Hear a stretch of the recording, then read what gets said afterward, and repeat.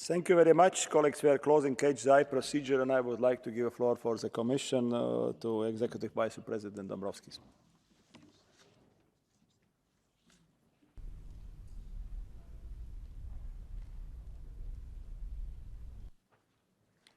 Priekšsēdētāja kungs, godātā prezidentūra, godātie deputāti. Many thanks for this debate today. I'm happy to see so many supporters of Ukraine. It's clear that we must support Ukraine as much as we can towards a victory.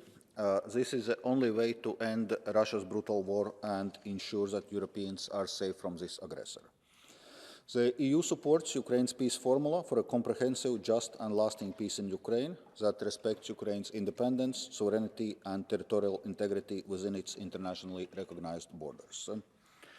I will keep your input from today's debate for long-term reconstruction efforts to Ukraine strongly in mind when I go to London the next week to the Ukraine Reconstruction Conference on 21st of June.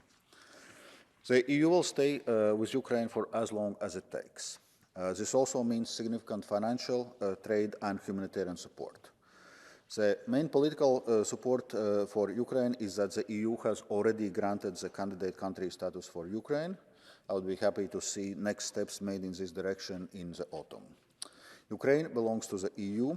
The future of Europe is with Ukraine as a member state. Slava Ukraini, long live Europe. Thank you. Valdis DOMBROVSKIS. Next, I would like to give a floor to Minister ROSWALL. Thank you, President. Honourable members, Vice President. Let me again thank you for keeping support to Ukraine on top of your agenda. It sends a clear signal to the Russian regime. We will stand with Ukraine for as long as it takes. The EU will support Ukraine today in their defence and tomorrow in the rebuilding and reconstruction. The latter will be a monumental task and require a joint effort with partners, including civil society and the private sector. I also reassure you that we are working with the Ukrainian authorities to provide immediate relief, also through our Union Civil Protection Mechanism, on which EU member states responded immediately to Ukrainian needs and are sending in-kind support. The Union has remained united, which is clearly stated during this debate.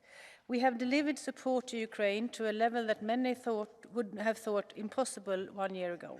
Sanctions, military support through the European Peace Facility, temporary protection for Ukrainian refugees, unprecedented financial and legal support, and humanitarian aid. All this has been possible because we displayed extraordinary unity. Our unity will continue to help us in working closely with Ukraine and supporting their efforts to fully meet the conditions for Euro-Atlantic integration. Our objective is for Russia and its proxies to end the aggression and withdraw the troops from the entire territory of Ukraine. For Ukraine to be allowed to flourish as a vibrant, secure European democracy. This is what Ukraine wants and what Putin fears the most. Against this backdrop, let me conclude by saluting Ukraine for the impressive reform progress undertaken to this end, despite Russian war.